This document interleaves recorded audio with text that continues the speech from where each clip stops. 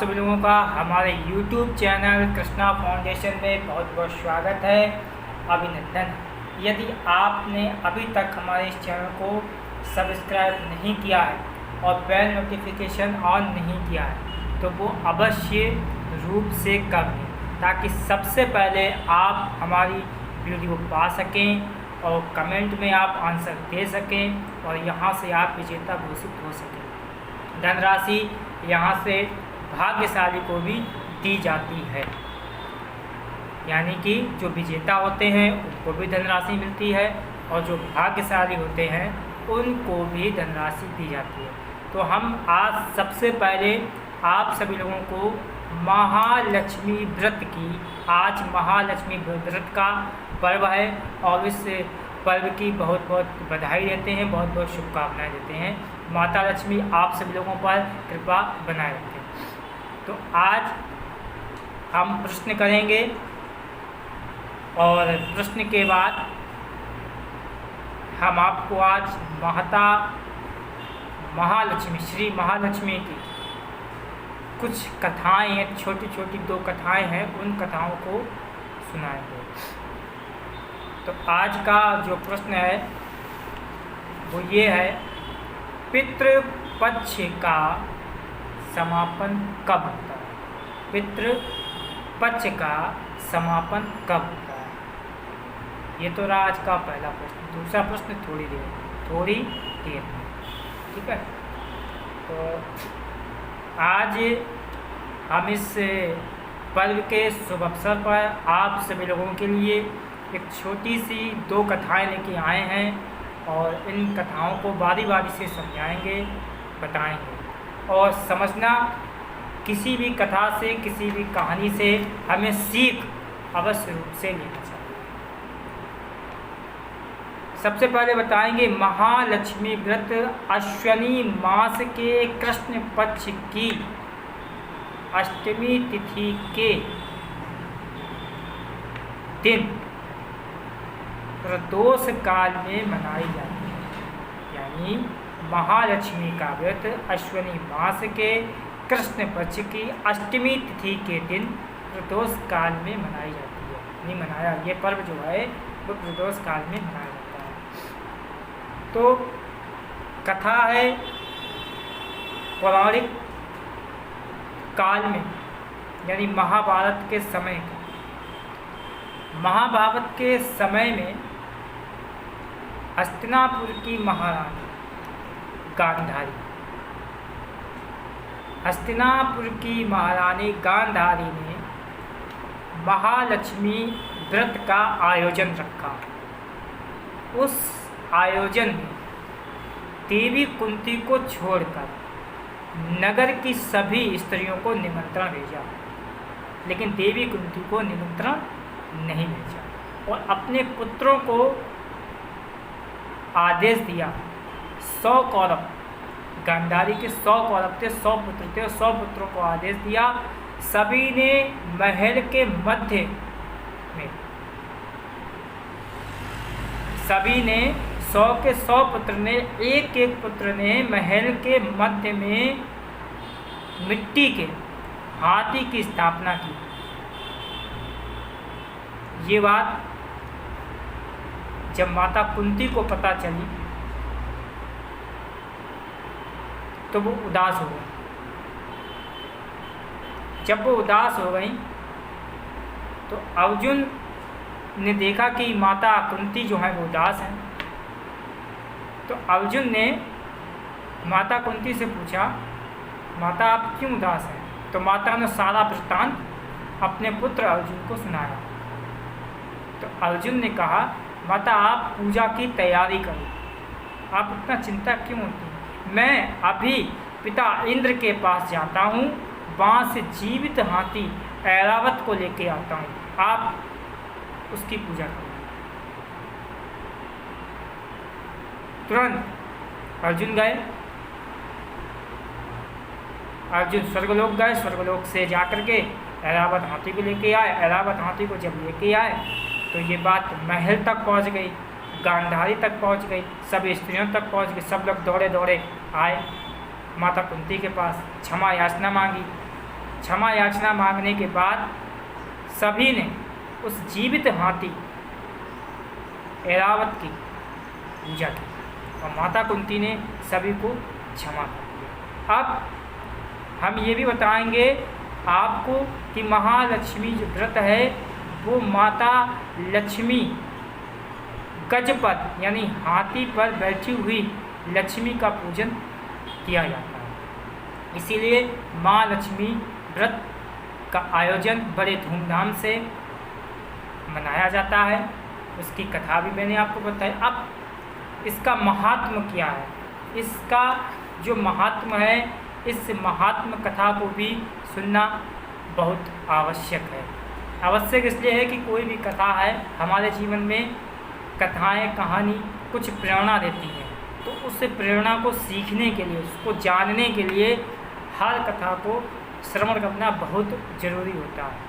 जो पूरा श्रवण करेंगे तो वो कुछ सीखेंगे, जो नहीं श्रवण करेंगे वो नहीं सीखेंगे। तो यहाँ से हम कथा सुनाने से पहले आप सभी लोगों को बताएंगे। जो आज का पहला क्वेश्चन मैं कर चुका हूँ, अब दूसरा क्वेश्चन। तो दूसरा क्वेश्चन है, पितृपक्ष कौन से महीने में लगभग पड़ता है, उसकी तिथि कब पड़ती है? पितृपक्ष कौन से महीने में पड़ता है, उसकी तिथि कब होती है?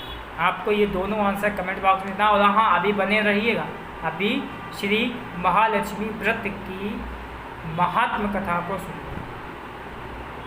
तो ये कथा आती है द्वापर युग की। द्वापर युग में सौराष्ट्र देश के एक महान राजा हुए जिनका नाम था भृतश्रवा और जिनकी पत्नी का नाम था सुरत चंद्रिका। राजा को हर प्रकार से ज्ञान था, धन धान्य था, लक्ष्मी थी अपार, धन संपत्ति वैभव सब कुछ था। तो राजा जो थे उन्हें पुराणों का, वेद का, छंदों का, हर चीज़ का उन्हें ज्ञान था। जाने माने राजा थे, उनकी पत्नी थी। तो एक बार माता लक्ष्मी के मन में विचार आया कि राजा बड़े होनहार हैं, सौराष्ट्र के देश के राजा हैं, मैं इनके यहाँ अगर रहूँ तो ज़्यादा उचित होगा। माता लक्ष्मी ने विचार किया कि मैं इनके यहाँ रहूँगा, अगर किसी गरीब के यहाँ रहेंगे तो गरीब अपना स्वार्थ की पूर्ति के लिए सारा का सारा धन खर्च कर देगा, लेकिन एक राजा के यहाँ पर अगर हम जाकर रहेंगे तो वो देश के लिए, धर्म के लिए कुछ न कुछ करेगा, वो अपने स्वार्थ की पूर्ति के लिए कुछ भी नहीं करेगा। माता लक्ष्मी के मन में ऐसा विचार आया। विचार आने के बाद उन्होंने एक बूढ़ी औरत का रूप बनाया और रूप बनाने के बाद उन्होंने लाठी डंडा लिया और ऐसे चल दी। पहुँचते वो उस राजमहल पर पहुँची। जब राजमहल पर पहुँची तो वहाँ पर वो दासी आई। दासी ने पूछा, अरे माता आप कौन हैं? और चूँकि वो साक्षात माता लक्ष्मी थीं, उन्होंने वृद्धावस्था का रूप धारण किया था और उनके चेहरे की चमक जो थी बिल्कुल देवी की तरह लग रही थी। तो दासी ने पूछा, आप कौन हैं? उन्होंने कहा, मैं यहाँ तुम्हारी रानी सुरत चंद्रिका के पास रहने आई हूँ। मैं रहने आई हूँ क्यों? उन्होंने कहा कि तुम्हारी रानी पिछले जन्म में एक वैश्य कन्या थी और उसका जिस जगह विवाह हुआ था, जहाँ पर विवाह हुआ था, वहाँ आए दिन झगड़ा होता था। उस झगड़े के कारण तुम्हारी रानी उस घर को छोड़कर जंगल चली गई। तब मैंने उनको ये उपाय बताया कि तुम महालक्ष्मी व्रत रखो, अनुष्ठान करो, और इस झगड़े से तुम्हारा समाधान हुआ। तब तुम्हारी रानी सूरत चंद्रिका ने महालक्ष्मी व्रत रखा, उनकी समस्या का समाधान हुआ, पूजन पाठ किया, सारे उपाय किए, वैभव धन संपत्ति अपार उनके पास हो गई, उनके पति भी राजा हो गए, वह रानी हो गई, और कुछ समय पश्चात दोनों लोग स्वर्गवासी हो गए। अब मैं तुम्हारी रानी के पास आई हूँ, मैं उन्हें यह बताने आई हूँ कि महालक्ष्मी का व्रत जो आप किया करती थी वो इस जन्म में आकर आप भूल गई, इसलिए आप महालक्ष्मी का व्रत करने लगे। आप जाओ और जाकर अपनी दासी को बताओ, जाओ जाके अपनी रानी को बताओ कि तुमसे एक वृद्ध महिला मिलने आई। दासी दौड़ी गई, रानी बताया, क्योंकि रानी इतने राज वैभव से रह रही थी, सारे ठाट बाट से रह रही थी, और वो ये बात सुनकर उखड़ गई। और उखड़ते ही वो द्वार पर आई, और द्वार पर आने के बाद उस बुढ़िया पर, उस बूढ़ी औरत पर चिल्ला पड़ी, उसे डांटने फटकारने लगी, उसका अनादर किया। और वो ये भूल गई कि जिसका वो अनादर कर रही है वो बूढ़ी औरत कौन?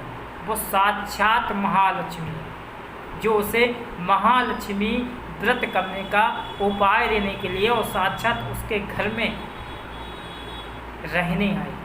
वो धन के वैभव में चूर थी कि वो ये भी भूल गई कि आज हमें जो उपाय देने आया वो कौन।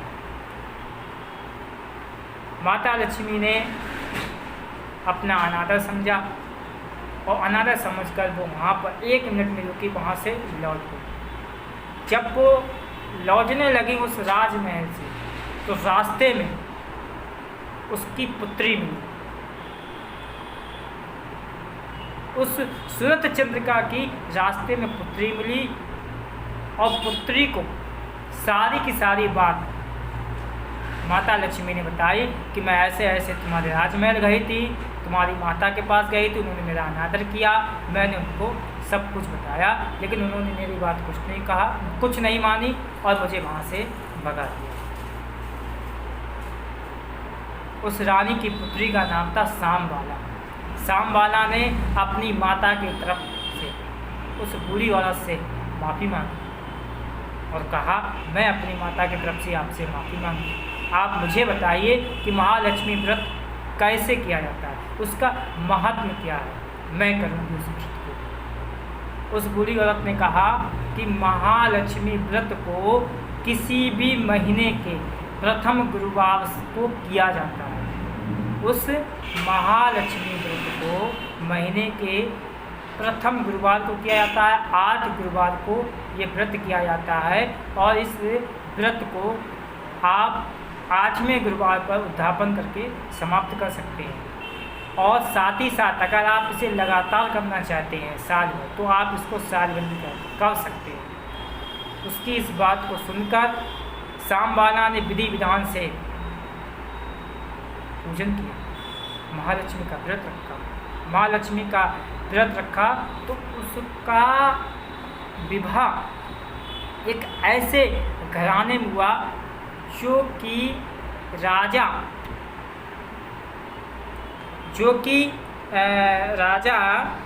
हम आपको बताएंगे, राजा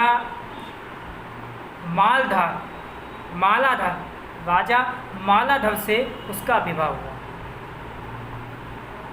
राजा मालाधर से जब उसका विवाह हुआ, विवाह होने के बाद वो धन संपत्ति मान सम्मान से इतना प्रभावित थी, इतना हो गई, कुछ उसे पूछो नहीं, कि वो अपने माता पिता से ज़्यादा उसके पास धन संपत्ति वैभव हो गई। इधर माता लक्ष्मी सूरत चंद्रिका से के प्रकोप, मतलब माता लक्ष्मी ने पूरा का पूरा अपना प्रकोप सूरत चंद्रिका के ऊपर दिखा दिया। उनका धान सब नष्ट हो गया, राज वैभव चला गया, धन चली गई, संपत्ति चला गया, यहाँ तक कि उनके खाने के लाले पड़ गए, क्योंकि उन्होंने माता लक्ष्मी का अपमान किया। अब होता क्या है, अब इतने जब लाले पड़ गए तो उन्होंने सोचा, सूरत चंद्रिका ने अपने पति से कहा कि क्यों ना आज हम लोग अपने दामाद के यहाँ चलते हैं और वहाँ से कुछ धन्य धान लेकर के वापस लौटते हैं, जिससे हम लोगों को कुछ खर्चा पानी चलता रहे। भाई तो चले।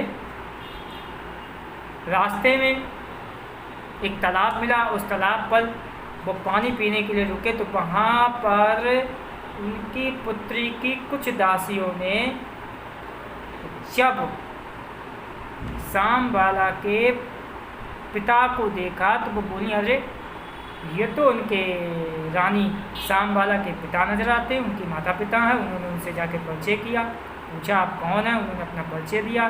परिचय देने के बाद वो दौड़ी दौड़ी भागी सांबबाला के पास पहुंची, बोली रानी आपके पिता ऐसी ऐसी जगह पर हैं और वो आपसे मिलना चाहते हैं। तो रानी ने राज परिधान की सारी सामग्रियों सहित एक सोने का घड़ा, सोने से भरा हुआ घड़ा भेजा अपने पिता के पास, कहा कि जा कर के ये हमारे पिता को दे देना। उस सोने से भरा हुआ घड़ा, भोजन की सारी सामग्री ले कर के जब उनकी दासियां पिता के पास पहुंची तो पिता को बड़ी खुशी हुई। उन्होंने भोजन किया, सत्कार किया उनकी दासियों ने, और वो वहीं से सोने का घड़ा लेकर के वापस आए। वापस आने के बाद देखा कि उस सोने को घड़ा जो था, जब सोने का घड़ा जब खोला तो उसमें कोयला। इस बात से सांबबाला के जो पति थे भद्रश्रवा, वो क्रोधित हो गए। उन्होंने कहा, अरे हमारी बेटी ने हमारा ये अपमान किया। लेकिन वो असलियत में उनकी बेटी ने नहीं, वो महालक्ष्मी का प्रकोप था। कोई बात नहीं। कुछ समय बीत जाने के बाद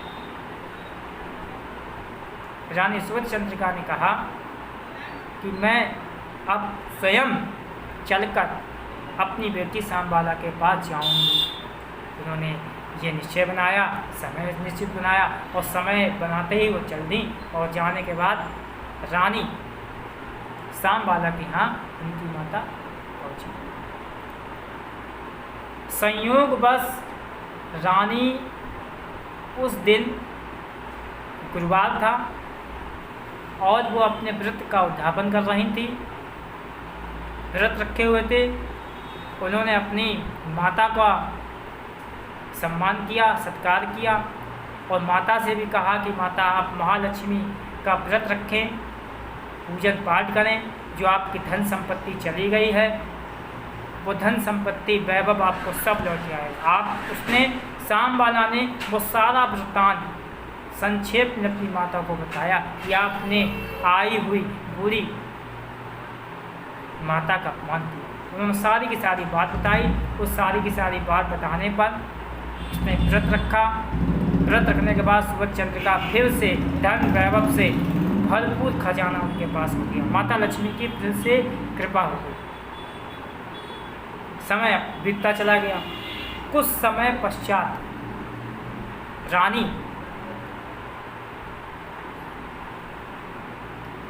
सांबबाला ने विचार किया कि मैं अपने पिता के घर जाऊंगी। तो सांबबाला ने अपने पति से आज्ञा ली। आज्ञा लेने के बाद वो अपने पिता के घर गई। जब पिता के घर गई तो सूरत चंद्रिका को वो पुरानी सारी की सारी बातें याद आ गई। उन्होंने कहा कि हमारी बेटी ने हमारा अपमान किया था। जब हमें धन की ज़रूरत थी तो उसने हमें खाली घड़ा, वो भी कोयले से भरा हुआ घड़ा दिया था। ये उसके मन में विचार आया। उसने अपनी आई हुई बेटी का अपमान किया, अनादर किया, लेकिन सांबबाला को इस बात का बिल्कुल भी बुरा नहीं लगा। जब वो वहाँ से अपने ससुराल के लिए चली, अपने मायके से अपने ससुराल के लिए चली, तो उसके पिता ने, उसकी माता पिता ने उसको कुछ नहीं दिया, लेकिन उसने अपने घर के रसोई से नमक थोड़ा सा चुरा लिया, थोड़ा सा नमक ले लिया। वो अपने ससुराल पहुंची। ससुराल पहुंचने के बाद उसके पति ने पूछा कि अरे सांबबाला तुम आ गई? अपने मैके से क्या कुछ लाई नहीं हो? तो सामवाला ने कहा हाँ लेके आई। तो बताओ क्या लेके आई? तो उसने अपने पति से कहा कि धीरज रखिए, हम बता देंगे कि हम क्या लाए। भोजन की तैयारी हुई, उसने भोजन बनाया और भोजन में उसने नमक बिल्कुल भी नहीं डाला। उसके पति ने जब भोजन किया तो भोजन करने पर उसका पति बोला, अरे सामवाला, भोजन में तो कतई स्वाद ही नहीं आ रहा है, नमक तो डालो।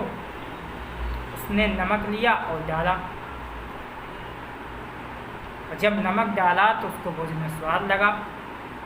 जब स्वाद लगा तो उसके पति ने कहा कि अब तो बताओ कि तुम अपने मैके से क्या लाई हो? कि बोला, तब श्यामबाला ने कहा कि आपने अभी भोजन किया? बोले हाँ। आपको अभी स्वाद लगा? बोले हाँ। बोले किस कारणवश लगा? वो कारण क्या था, वो सार क्या था?